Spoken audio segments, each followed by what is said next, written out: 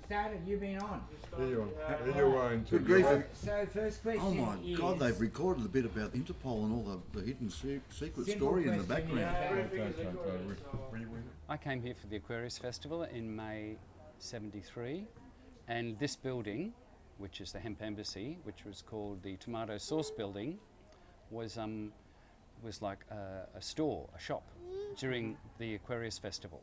Well, look, it's been a process.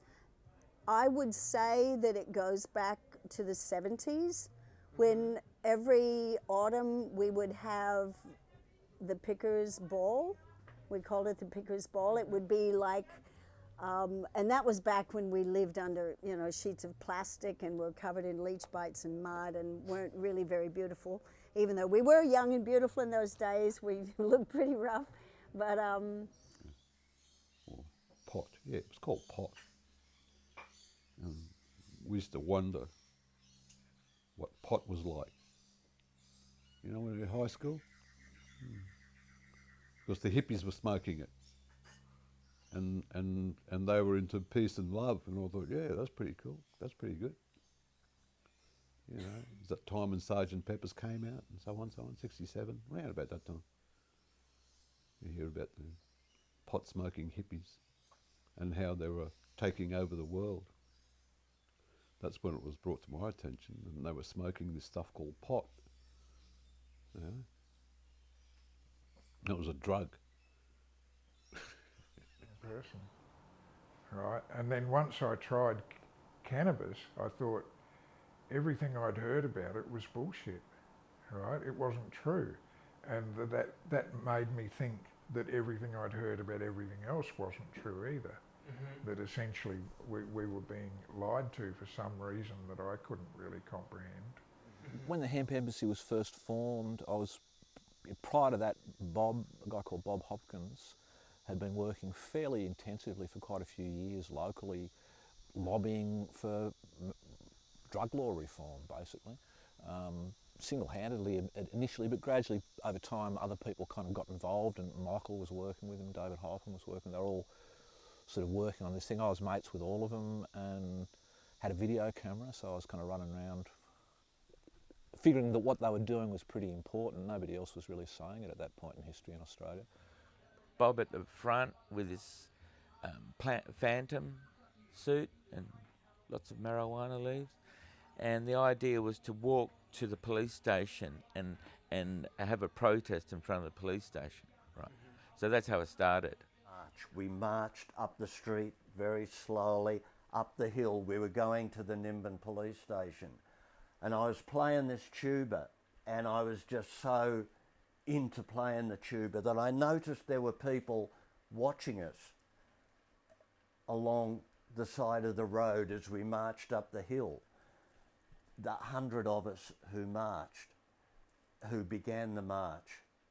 At some stage I turned around and the 100 people had grown to 200, 300 people. People were joining us, and I thought, something is happening, something big is gonna change. And by the time we got to the centre of town, there were thousands of people. There were probably 2,000 people altogether who were there at the march, who were there watching the march, who were part of the march. And there was this sense that something had changed. There was an exhilaration that was there. You could feel this feeling that at last we've broken the fear. And they made it illegal at 2 o'clock in the morning in some little court in America, and called it marijuana, made up a name. And overnight, thousands of hemp farmers didn't know they were out of business. So that's back in the 1930s, not long ago. So I get to Nimbin and I discover all this, and once I got a handle on it, what Bob was on about, and he had several great ideas, Bob. One was the Hemp Embassy. We start this Hemp Embassy for cannabis users. We'll raise money. We'll lobby for change. Rah, rah, rah. And he started the Mardi Gras, and he came up with the Plantum idea. He made the first Plantum suit and wore it.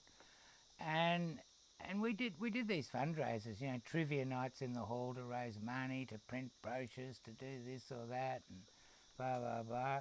Eventually, we got a bit of stuff and had stalls, and I had the museum, and I made one room in there. We made the hemp embassy. Yeah, I started here on the floor in the retail shop, doing women's clothes and T-shirts, and then I come downstairs and worked in the office. And So long have you worked upstairs? how long did I work upstairs? 3 or 4 years, maybe. Yeah. Wow.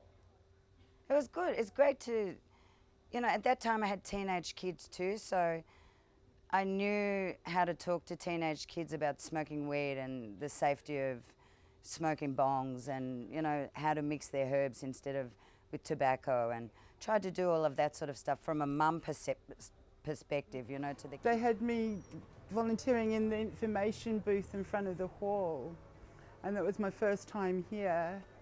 But then Michael Waterstone asked if I wanted to come back and stay. This is after Mardi Gras, and if I'd like to volunteer in the shop.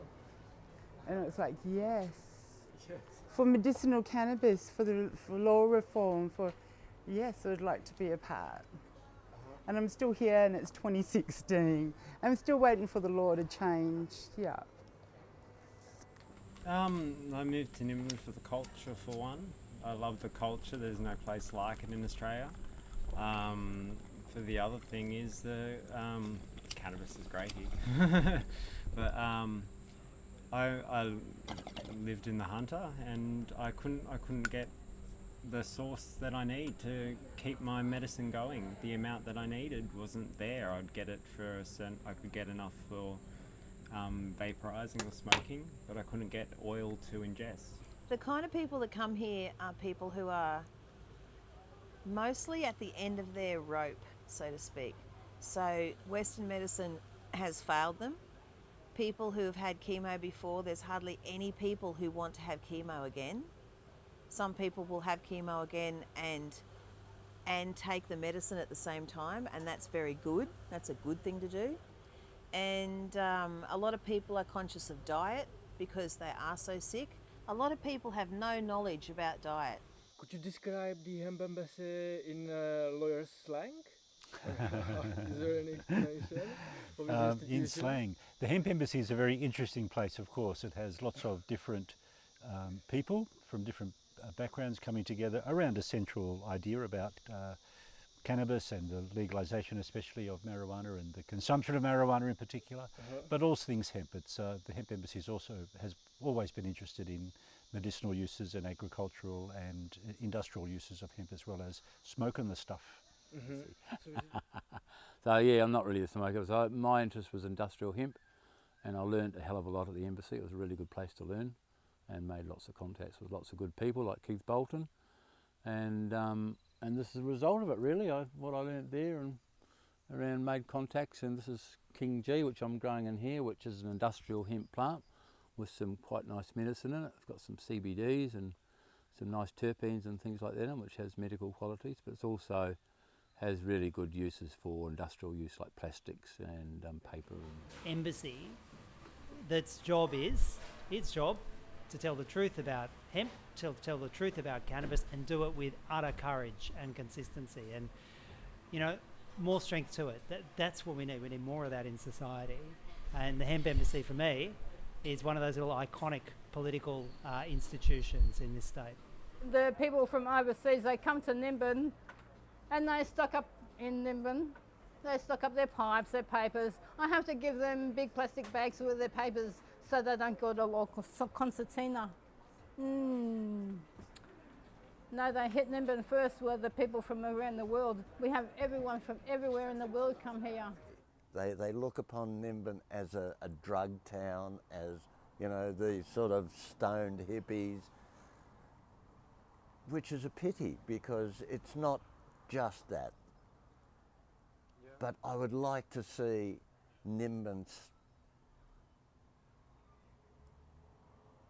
lead the way in developing a means or a policy for legalising drugs that minimises harm and promotes